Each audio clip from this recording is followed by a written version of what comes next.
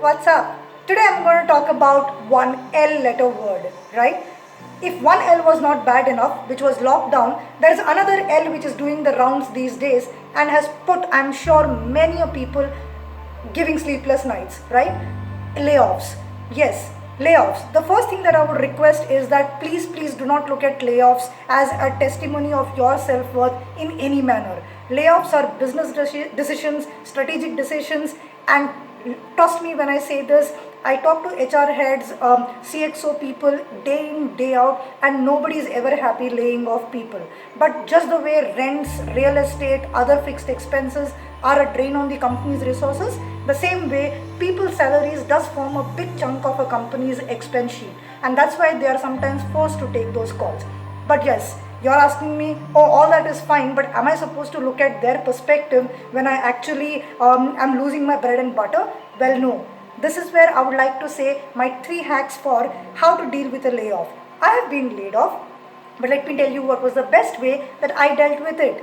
First letter A, accept it. The faster I accepted that yes, I have been laid off, the easier and better it became for me to open my eyes to so many other opportunities that I possibly could grab. And grab I did. But firstly, I had to accept it.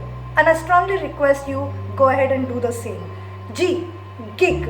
In fact, gig economy is going to be the word of the decade in a few years, if not immediately.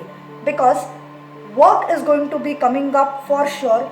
Jobs may or may not come up. So although today you might have been laid off, or although today the company may have taken a call to cut down on X amount of manpower, the fact is they will still want to get all of it back to keep their wheels running, to get their turnovers met, to get their targets met. So the second thing is be very open to gigs.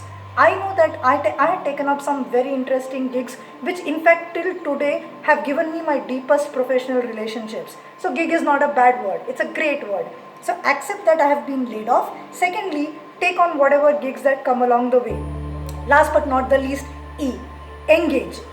E, engage. Engage with the inner world, engage with the outer world.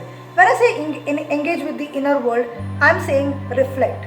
Think about whether this is the way you wanted your life, or can you now do something or think of doing something which can really take your life in a different way. I know I tried it and it's worked out fantastically. So reflect completely by engaging with yourself. Engage with the outside world.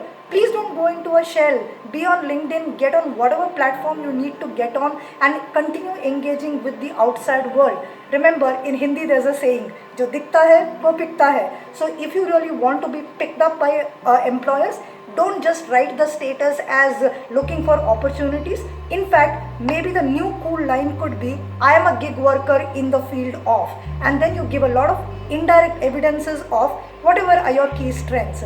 And I'm pretty sure you're going to be able to bring your life back on track, just the way I did. And the other day, my husband and I were in fact talking about it. On a parting note, what I would leave is something that both of us really agreed upon.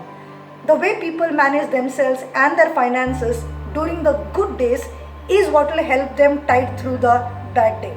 Think about it. And keep watching Slay It with me, Anita. Bye.